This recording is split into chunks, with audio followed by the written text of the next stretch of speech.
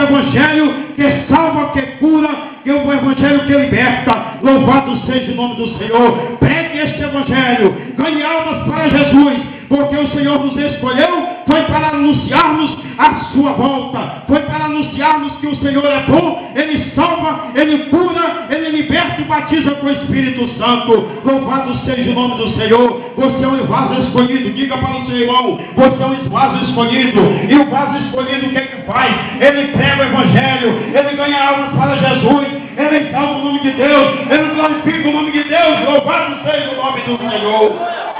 Louvado seja Deus.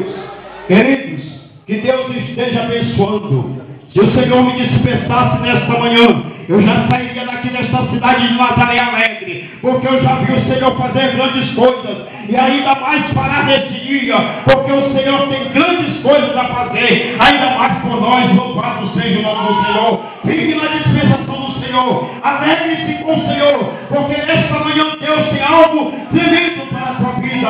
Louvado seja o nome do Senhor. Eu agradeço a oportunidade em nome de Jesus.